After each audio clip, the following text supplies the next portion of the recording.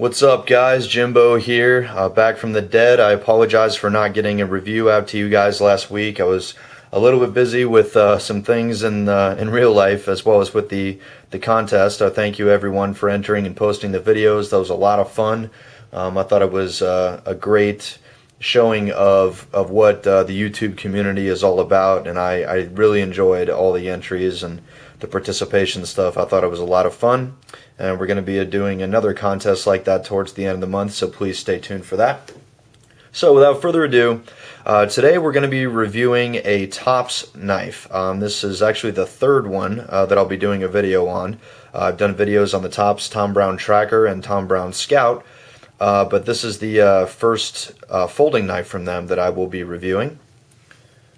Today we have the Tops CQT, which stands for Close Quarters Tactical Gent-X, Gent-X, which I think is supposed to stand for Gentleman's Folder, X folder.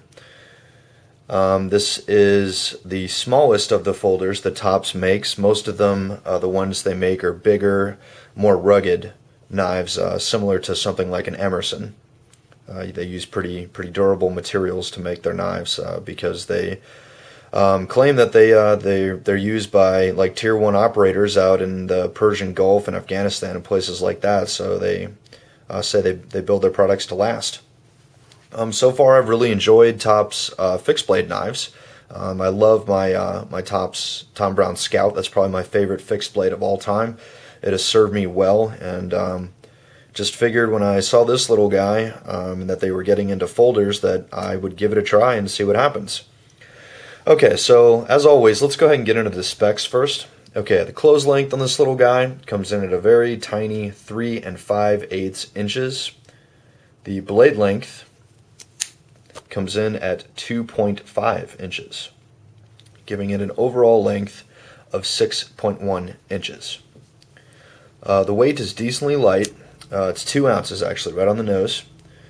The blade material is actually, I know you can't see it right now, but I'll get to that in the close-ups. It's actually 154 cm. It's got a black nickel boride coating on it to prevent any type of surface issues or scuffs or anything like that. Tops claims it's a pretty tough coating. Personally, I haven't really used it hard, so I can't say. But it seems pretty good. This is pretty smooth and seems like a pretty thick coating on the blade. The handle material is a skeletonized G10, and that's the first time I've seen that on a knife, you know, with the little cutouts here to cut down on the weight a little bit. This is a flow-through design with pillar construction. It is a liner lock. The lockup on this guy is actually really late. As you can see, this goes really far over, so to get it to disengage, you really got to throw it over there. It's got a pocket clip that is designed for right side tip down only. It is not reversible. That's kind of a big hit in my book, as I like options and I definitely prefer tip up. The deployment method on this guy, it's got ambidextrous thumb studs. It's actually got pretty decently sized thumb studs, so it's not hard to get your thumb in there, which is good. The pocket clip material is spring steel. And this would lead to one of the issues that I have with this particular knife, which I will show in detail just a little bit later. The pocket clip itself is really loose. I mean, just to put it straight up for you guys, this is the loosest pocket clip I've ever seen. I mean, the retention on it, I mean, it's not hard to get this thing to bend at all. I'm not really putting much force in that, and the retention on it is not really good at all, which I will show you in the pocket carry view. The deployment on this guy, like I said, is with thumb studs. According to Tops, the detent is basically done by a bearing, which I have not taken the knife apart to see, but the bearing is what they claim keeps it in there and keeps the detent positive.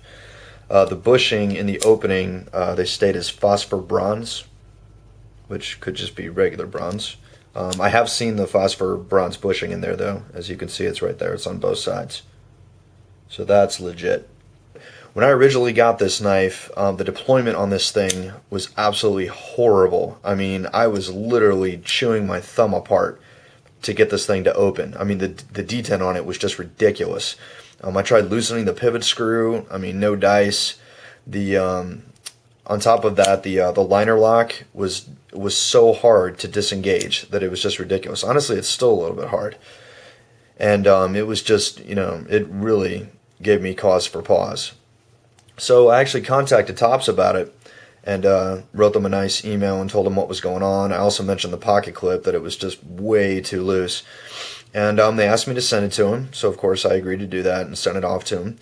And it took about a month to get it back, so that wasn't a very good job on you guys' part, Tops. I think you guys could have resolved this a little faster. I know you guys have other customers, and this is, you're not here to service the Mr. Jimbo Fox channel or anything, but I just felt that given the issues, they could have turned this around a lot faster. And when I say they had it for a month, guys, I sent it to them with the Postal Service with tracking. From the day that they got it to the day that they mailed it to me was 31 days. So they had it in their possession for a solid month. And while they did improve the opening on it a little bit, it's definitely not nearly as bad as it was. You can actually, if you get your thumbnail in there, you can actually flip it open. It's still a little bit, it's still pretty not difficult to open, but it's definitely not smooth. It's not like a Spyderco or an Axis Lock Benchmade or something like that. So as you can see, it's roughly the same size closed as the mini grip tune. It's pretty close, even though this has a longer blade, and it's definitely larger than the Chive. Not by much, just a little bit, but it definitely has a longer blade than the Chive. So it's kind of in the middle of those two. Let me show you what I was talking about with respect to the pocket clip just not retaining really hardly at all. I'm just going to take my pinky finger, guys. I'm going to push up on the bottom of the pocket clip. I'm going to do it quickly, but I'm not going to push hard. Observe. Now, if you'll watch with the mini grip Griptonian, I don't think I'm going to be able to get it out so easy. Same amount of force, guys. It's coming up a little bit. Again, pinky finger. It just comes flying out. The texturing on the G10 actually isn't too bad. It's, in my opinion, it's kind of a good mix between grippy and smooth.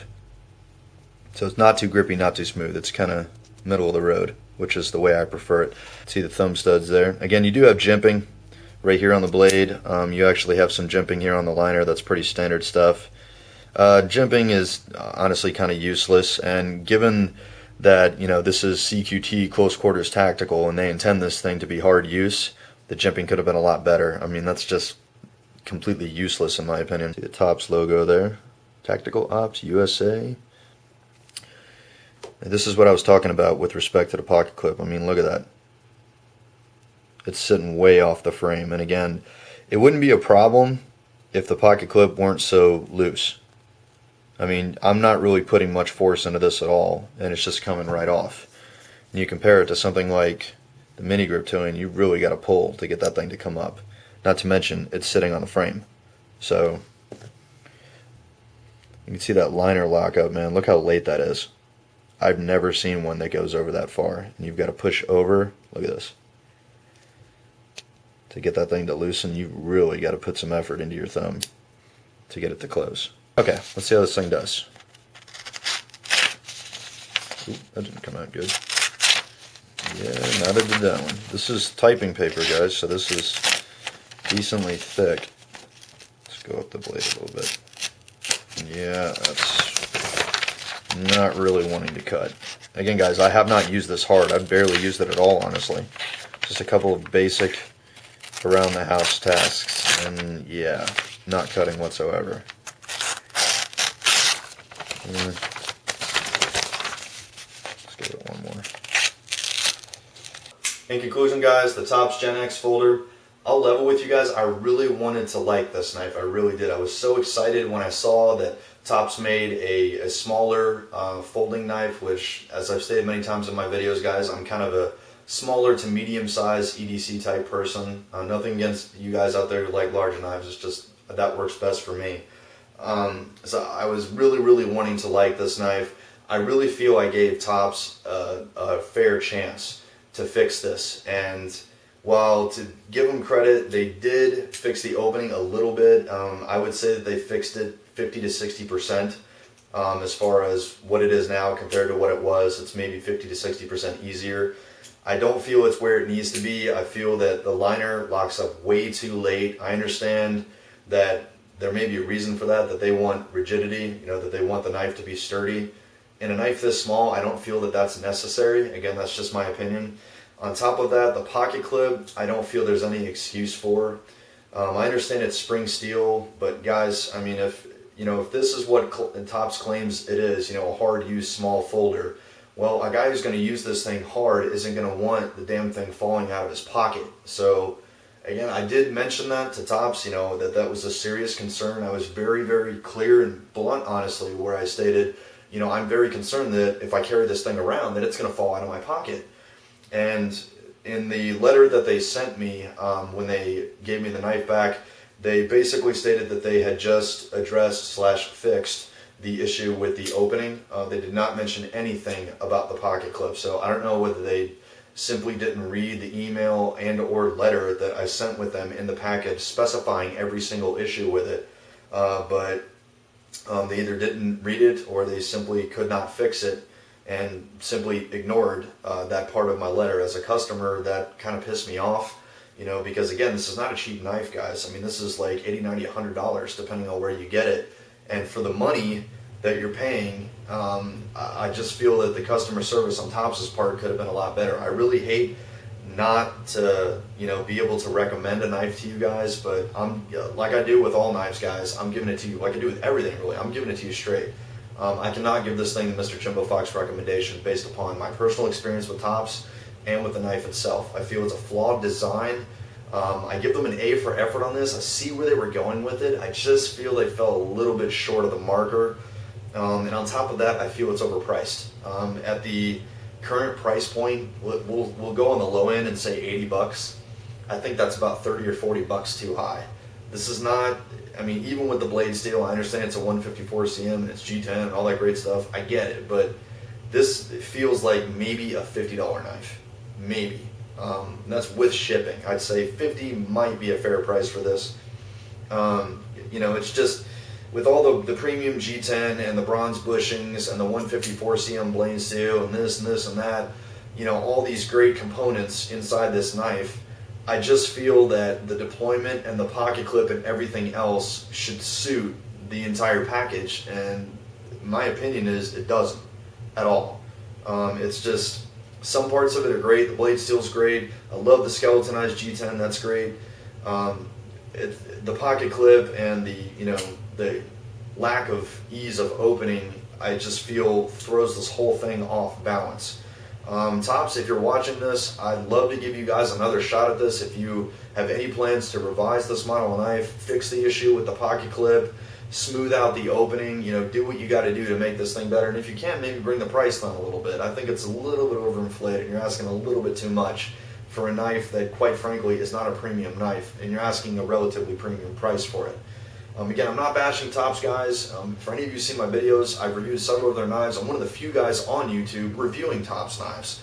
So to give them their due credit, so far with fixed blades, they've knocked it out of the park with me. With folders, sorry, you're falling a little bit short.